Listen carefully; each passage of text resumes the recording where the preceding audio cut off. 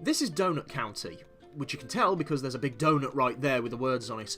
It's a wonderful little physics-based puzzler indie game that can be completed in about an hour and a half.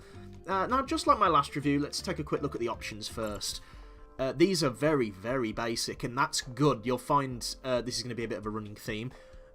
Language, it's got a lot of languages: English, French, Spanish, Dutch, Polish, Chinese, Portuguese, Japanese, Korean, I think. Graphics, resolution, window, mode or full screen, controller, sensitivity. I'm using a mouse. It's just very simple. What you see is what you get. The stats, a bit of a joke. You'll level up as you play, but you'll see that in a minute. So let's go straight in with a new game, shall we? Now, the recording here, this was literally taken on my first playthrough, so I had no idea what I was in store for. And immediately, I can tell I love the art style just by looking at it. I love the use of solid colours. I love that there's little to no shading. It's very cel-shaded. I think that's just fantastic. You'll find this is a running theme in the game as well. They talk through text and you actually reply. You can either choose quack. I'm not sure why that's there. It just is. Obviously, to progress, you have to reply. Can't just keep quacking. I mean, you can quack, but you'll get an achievement for it if you do it 100 times, but you kind of lose track quickly. So, yeah, this is how a lot of the characters interact, and this is how some of the story is progressed. The story of the game follows this raccoon who's talking to this girl called BK, who's a donut driver, I believe. He drives holes. And remember what I said, this is a physics game? Here's where the physics come into play. Things like that. You'll see in a minute. That's just an example I'm showing. Open the window. Here's the hole you drive. Physics in this are pretty good. Like, I was pleasantly surprised. So, obviously, the more stuff you swallow, the bigger the hole gets. I'm trying not to make that sound very rude. Yeah, pretty much what you're seeing right now is all the game really is. All you do is control it with the mouse or controller or whatever it is you use to control. You've just got to swallow everything up, make the hole bigger, get everything in, like him, and that's it. Level complete. Pretty much do that for every single level. Now, this is a simple case of less means more. You have all these big AAA titles coming out who are big open worlds and all this. Yet here you are with this little game that lasts about an hour and a half.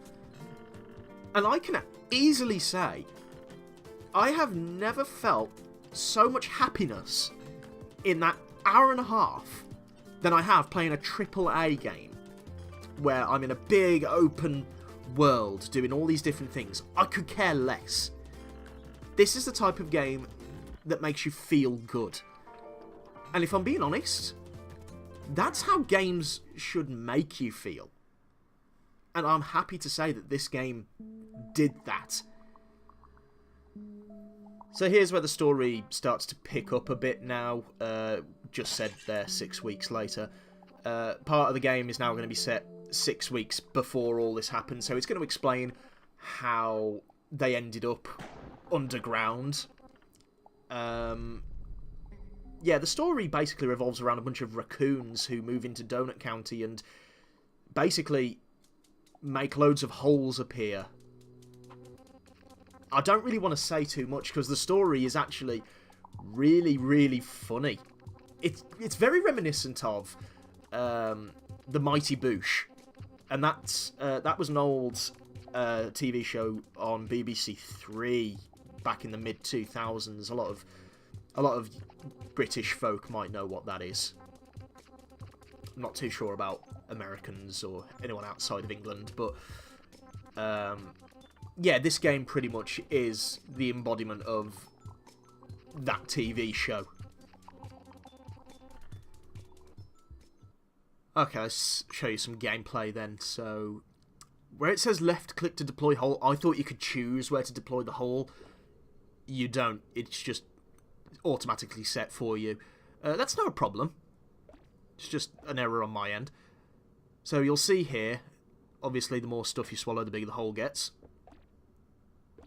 And like I said earlier, I'm pleasantly surprised with how well the physics are in this game. Like, this is made on the Unity engine, and I'm not saying that's bad, but Unity has got a bit of a rap recently for asset flippers and all that. But this is really, really nice. Like, really nice. I can't praise this enough. But also, it's a puzzler. So you'll see here, how do you progress into the next area?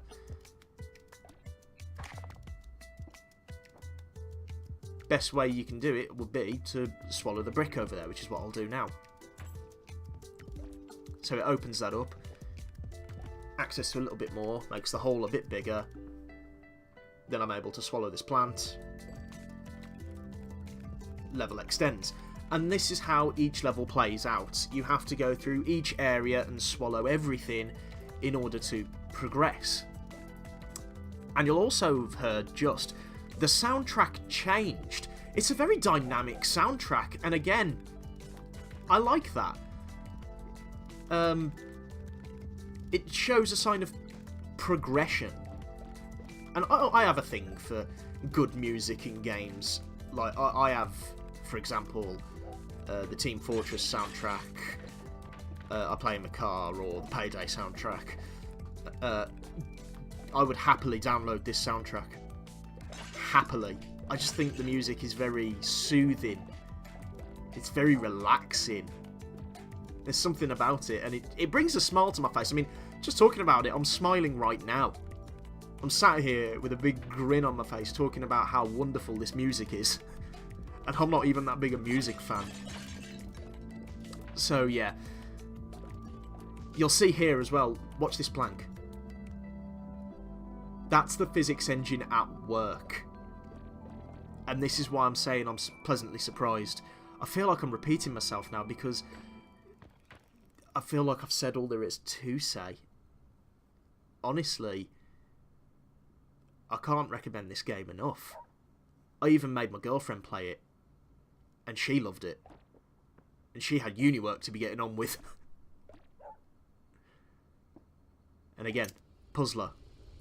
Here's the puzzle in action, here's the solution.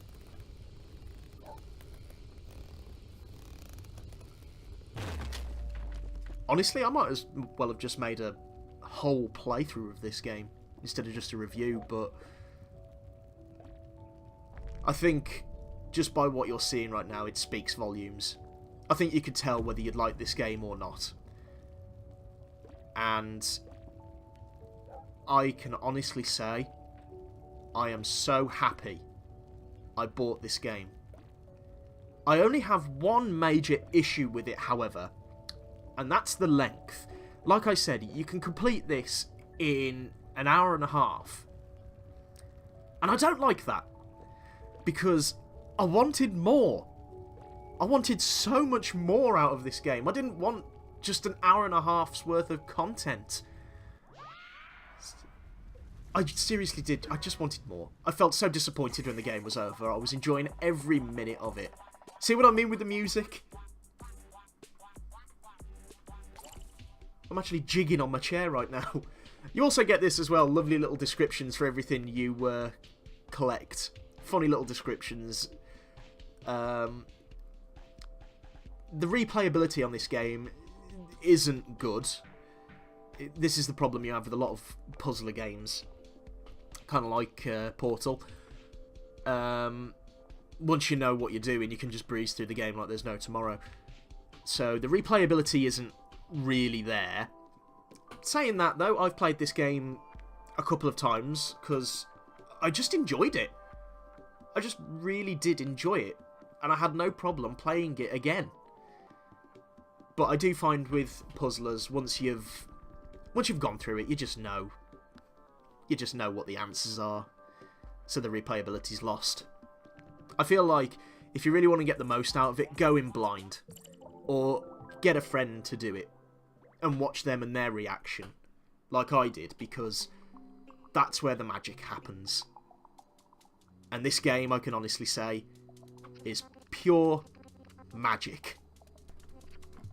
Now, this game was released on PC around the end of August, so why am I doing a review for this now in the middle of December, this close to Christmas? That's because it's just been released on Nintendo Switch. So if you're looking for a nice game that won't take up too much memory and can be finished without draining the battery completely, I highly recommend it.